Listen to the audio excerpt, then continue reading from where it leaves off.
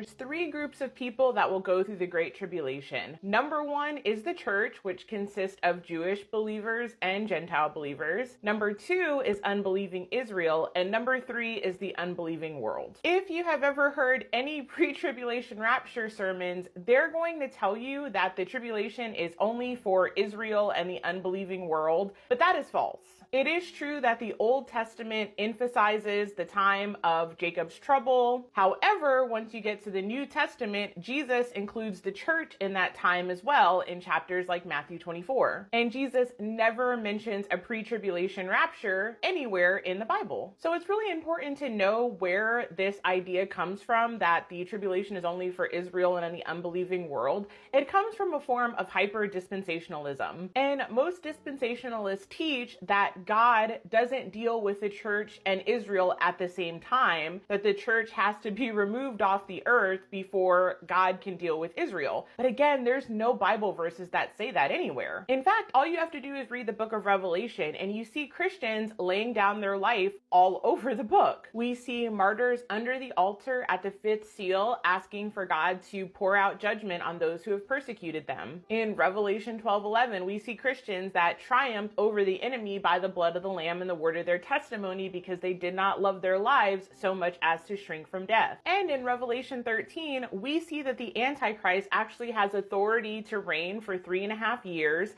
And in that time period, he gets authority to wage war against the saints and overcome them. And we see the same theme in the book of Daniel. Just listen to Revelation 13:9 through 10. It says, "Whoever has ears, let them hear. If anyone is to go into captivity they will go. If anyone is to be killed with the sword they will be killed. This calls for patient endurance and faithfulness on the part of God's people." In Revelation 17, we also see harlot Babylon persecuting Christians. Verse 6 says, "I saw that the woman was drunk with the blood of God's holy people, the blood of those who bore testimony to Jesus." And when you go back to what Jesus said in Matthew 24, it all lines up. Verse 9 of chapter 24 says, "Then you will be handed over to be persecuted and put to death, and you will be hated by all nations because of me." So who's hated by all nations because of Jesus? Not unbelieving Israel, not the unbelieving world, but the church, which is made up of believing Jewish and Gentile Christians. Now I know at this point people will say, those are the tribulation saints, they got saved after the rapture. But again, you have to provide a verse if you're going to say that. And you can't, because there's no verse saying that Christians are raptured before the tribulation. And really at that point, the entire argument completely falls apart. Because if Jesus can't deal with the church and with Israel at the same time, and you say the church is removed from the earth, but a brand new church is born when hundreds of thousands, if not millions of Christians become saved in the tribulation, that completely invalidates the original argument. Either there's Christians on earth while God is dealing with Israel in the tribulation, or there's not. And it's clear from reading the Bible that Christians are on earth. So what happens is there's a sort of circular reasoning that happens. And anytime you point out scriptures that are showing Christians in the tribulation, people will just say, well, those are tribulation saints. But when you say, show me the verse where Christians are removed from the earth before the tribulation, there is no verse. And that's a really dangerous way to interpret the Bible. That practice is called eisegesis, and that's when you read into the text something you already believe instead of reading the text for exactly what it says. And when you look back at Matthew 24, Jesus tells the church to look back at the book of Daniel to understand the future Great Tribulation. And never once does he say,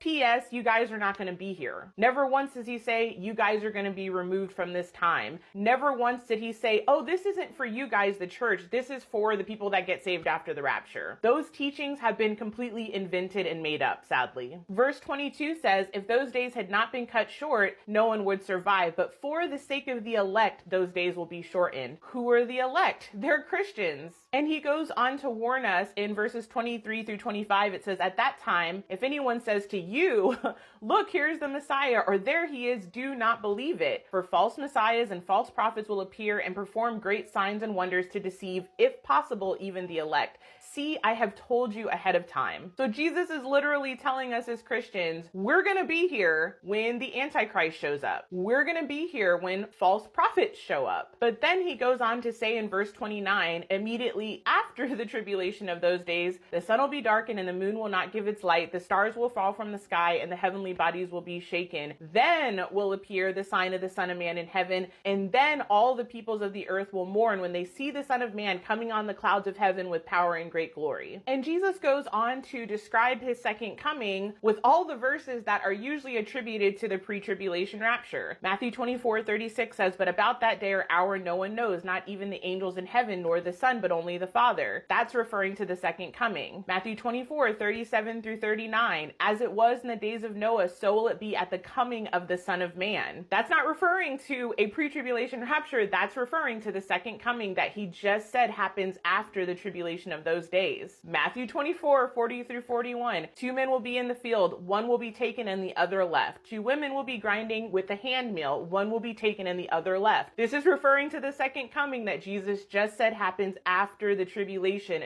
not to a pre-tribulation rapture. Matthew 24:42, "Therefore keep watch, because you do not know on what day your Lord will come," referring to the second coming. Matthew 24:44, "So you also must be ready, because the Son of Man will come at an hour when you do not expect him." Not to be redundant, but that's referring to the second coming that happens after the tribulation of those days, not to a pre-tribulation rapture. So if you really are honest about the text of Matthew 24 and the rest of the New Testament, you're going to find a single thread. There's no mention of Jesus removing the entire church before the tribulation. And even when you look at other authors like John, in 1 John 2:18, he says, "Dear children, this is the last hour, and as you have heard that the Antichrist is coming, even now many Antichrists have come. This is how we know it's the last hour." So John doesn't say, there's lots of Antichrists now, but when the Antichrist comes, you're not going to be here. He's talking to the church to prepare them for the Antichrist that is coming. And we see the exact same thing with the Apostle Paul in 2 Thessalonians 2:3 through 4. It says, "Do not let anyone deceive you in any way, for that day will not come until the rebellion occurs and the man of lawlessness is revealed, the man doomed to destruction. He will oppose and will exalt himself over everything that is called God or is worshipped, so that he sets himself up in God's temple, proclaiming himself to be God." So right there, Paul is letting the church know that they will see the Antichrist sitting in the temple and proclaiming himself to be God. And if you read the beginning of that chapter, he's saying that the coming of the Lord and our being gathered to him, which is what most people would call the rapture, will not happen until the great falling away and the Antichrist is revealed. So again, if you really look at the text of scripture, you are not going to find anything that indicates a pre-tribulation rapture.